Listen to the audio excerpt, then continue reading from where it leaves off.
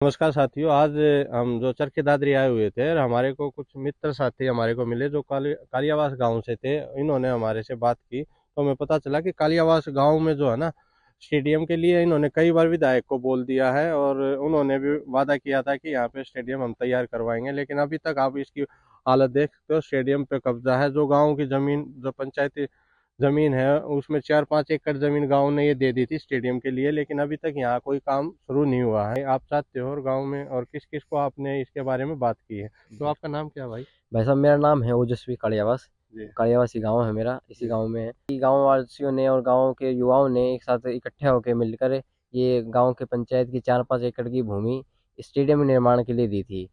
अनेकों बार जो भी जनप्रतिनिधि समय समय पर भी चाहते रहे, उनसे भी निवेदन कराया था कि सबसे पहले तो 4 दीवारी कर कर स्टेडियम की अवस्था ठीक करी जाए, स्टेडियम में ट्रैक बनाया जाए, बच्चों के अंदर फुटबॉल को खेलने के लिए कुछ अच्छे से व्यवस्था की जाए, नेट लगाया जाए, फुटबॉल का गोल लगाया जाए। और अनेकों बार निवेदन किए गए, परंतु जब भी देखते हैं कि वो इन बातों पर अमल नहीं ला पाते, खाली कहकर चले जाते हैं। और दशा तो आप देख पा रहे हो मेरे पीछे भी कि किस प्रकार से ना कोई ट्रैक, खाली बस समतल भूमि कह सकते हैं हम इसे।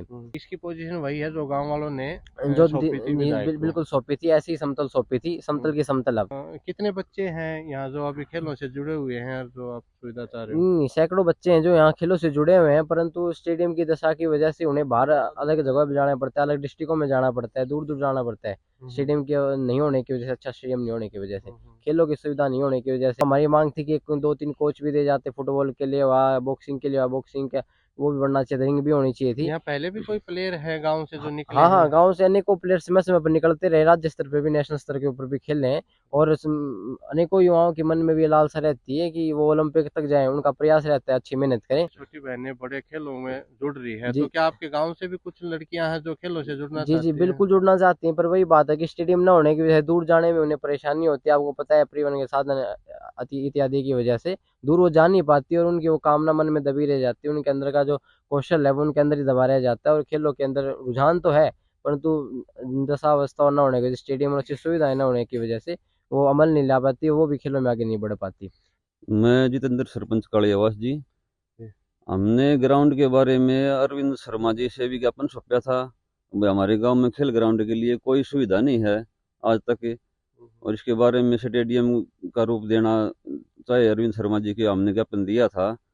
अधिकारियों की बात तो जी ऐसी है, हमने ग्राउंड का भी काम दिया था, जन संवाद में एक उसका तालाब का भी दिया था।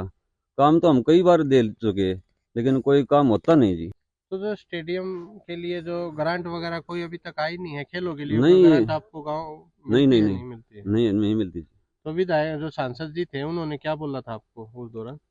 नहीं, वो हमने गांव के लेटर पैड पे लिख के और दिया था भाई, इसका खेल ग्राउंड की सुविधा हो तो कुछ आश्वासन दे देते हैं। अधिकारियों का फोन आता है, भाई कितने रुपए में हो जाएगा, तो आगे कोई मौका पे अगर कोई अधिकारी देखे इसको तभी तो पता चले भाई इसमें सुविधा कुछ है या नहीं है, और कितने रुपए में इसका काम होगा, और किस उससे टेंडर से होगा। टेंडर लगाओ जय पंचायत के अंडर उसमें सौंपो, कुछ भी करो, लेकिन कोई आता तो नहीं यहाँ पे। हम यहाँ गांव के कुछ साथियों के साथ हम बात कर रहे थे तो इन्होंने बताया कि गांव की जो कई बार जमीन भी हमने गांव वालों ने दे दी है, लेकिन उसके बावजूद सरकार यहाँ की कोई सुध नहीं ले रही है।